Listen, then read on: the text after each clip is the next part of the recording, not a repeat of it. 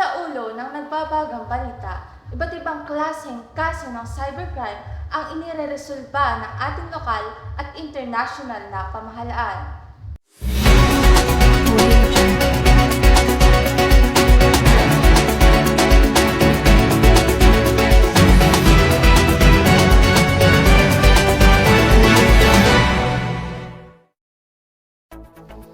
Magandang buhay sa mga taong nakasubaybay sa balita ngayong araw.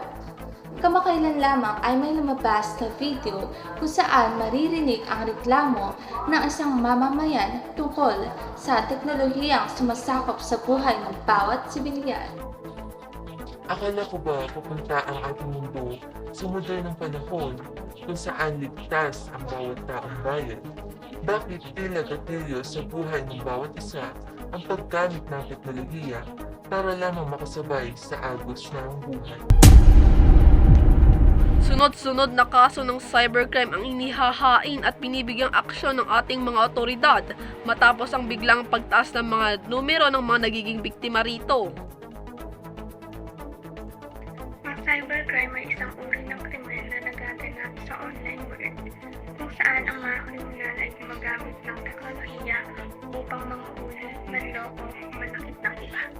Isa sa mga pinakakaraniwang uri ng cybercrime ay ang online scams, kung saan ang mga kriminal ay nangangako ng mga peking oportunidad o produkto upang manghuli ng pera mula sa kanilang biktima. Ito ay isang malawakang issue na nagdudulot ng financial loss at psychological stress sa mga biktima nito. Isa pang uri ng cybercrime ay ang cyberbullying, kung saan ang mga tao ay inaatake at binubuli sa online na platforma. Ito ay may malalim na epekto sa mental health ng mga biktima at maaaring magdulot ng depresyon at anxiety. Anya, para sa kanyang mga kaibigan, likas siyang masiyahin at palabiro. Yun nga lang, dinala raw ito ng kanyang mga kaibigan sa social media at ginawa siyang tampulan ng katatawanan. Survey na inilunsad ng Stairway Foundation Incorporated noong 2015, 8 sa 10 kabataang edad 13 hanggang 16 ang biktima ng cyberbullying. Nakabibiglang revelasyon ng Crazy Rich Asian star na si Constance Wu na tinangka niyang mag-suicide matapos makaranas ng cyberbullying noon. Police there just revealing a 15-year-old girl has been arrested for sending hundreds of threatening text messages to some classmates. Loved ones in search of answers after a 14-year-old University City boy took his own life hours after a social media post targeted him. Use has skyrocketed in lockdown and so has online abuse. Youth cyberbullying has soared by more than 30% since March, and the government's demanding action from popular platforms like Facebook and TikTok. Subalit, sa kabila nito, marami pa rin ang natutuwa sa mga cybercrime na nagaganap sa ating mundo. Ang iba ay ginagawa pa itong biro upang magkaroon ng pampalipas oras. Ang kalayaang tinatamasa nila ay siya namang kumukulong sa pangarap at kalayaan ng mga taong kanilang pinagkakatuwaan.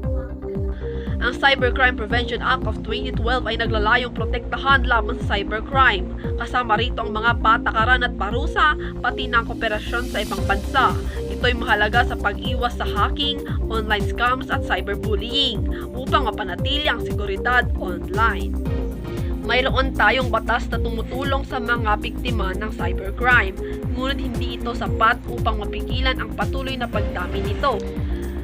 Sa luwag ng sistema sa buhay ng bawat isa, hindi maiiwasan ang paglagpas ng limitasyon nito. Bilang isang lipunan, mahalaga na tayo ay maging maingat at mapanatili ang ating seguridad sa online na mundo. Dapat tayo maging responsable sa paggamit ng ating personal na impormasyon at siguraduhin hindi tayo biktima ng cybercrime. Huwag nating pagsamantalahan ang intelektual na kapasidad at emosyon ng isang tao tungkol sa teknolohiya. Bagkus, maging huwaran at inspirasyon sa mga ito upang tiwala sa pag-unlad ng mundo ay umasenso. Kaya't maging maingat, mapangahas at mapagmatyag sa mundo ng teknolohiyang kumokontrol sa ating mga mamamayan. Ako si Eliza Joy T. Dohenya. Ako naman si Irene Donato. At ako naman si Jasmine F. de Guzman. nagbibigay impormasyon at pananaliksik sa mga isyong kinakaharap ng ating bansa.